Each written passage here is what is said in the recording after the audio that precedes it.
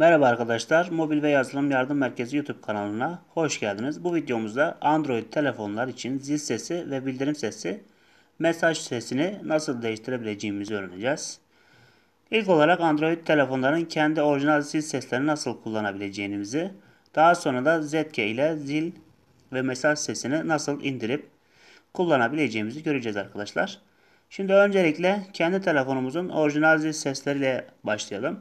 Bunun için arkadaşlar telefonumuzdan ayarlar kısmına gelin. Buradan sesler ve titreşim var. Burada arkadaşlar zil sesi var. Burada zil sesini seçtiğinizde burada telefonun kendi orijinal sesleri var. Buradan hangisi hoşunuza giderse ekleyebilirsiniz. İsterseniz telefondan ekle seçeneğine basarak indirmiş olduğunuz müzikleri de kullanabilirsiniz bu şekilde zil sesi olarak. Ayrıca buradan tüm bildirimler için kullanabileceğiniz bir set de var arkadaşlar. Bu seti de kullanabilirsiniz. Devam edelim.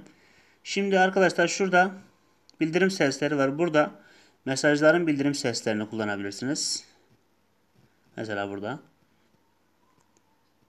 Takvim bildirimlerini kullanabilirsiniz. Takvime bir güncelleme eklerseniz bunun bildirimini kullanabilirsiniz. Bir not eklerseniz bunun hatırlatılmasını isterseniz bunun için ayrı bir bildirim sesi belirleyebilirsiniz. Buradan yine aynı şekilde telefonun için. Bunun dışında e-posta bildirimlerini de tamamen ayırabilirsiniz arkadaşlar.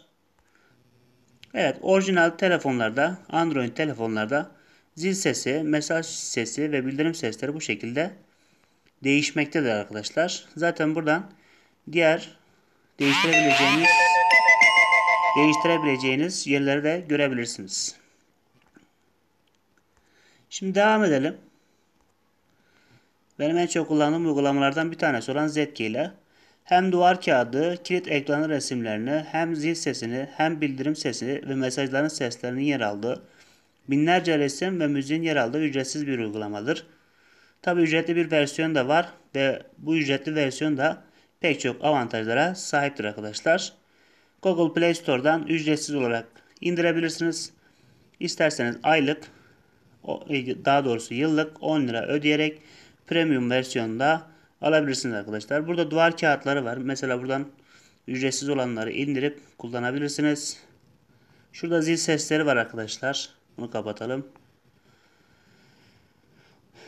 Mesela buradan istediğinizi indirip şöyle mesela şunun üzerine bir defa tıklayıp buradan indirip zil sesi yapabilirsiniz. Bu şekilde değiştirebilirsiniz. Şöyle indir dediğimizde indirecek. Mesela burada zil sesini olarak ayarla, bildirimi ayarla, alarm sesi olarak ayarla veya isterseniz sadece bir kişiye özel zil sesi olarak ayarlayabilirsiniz. Bunun dışında arkadaşlar şöyle kategoriler var.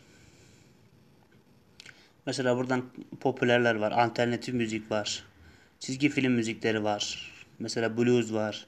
Çocuklar için. Bu şekilde bir sürü alternatif zil sesi indirebilirsiniz kategorilerden. Şurada premium seçeneği var. Mesela bunlar premium kullanıcılar için oluşturulmuş müzikler. İsterseniz buradan bildirim seslerini de değiştirebilirsiniz. Mesela iPhone'un ding dong sesi var.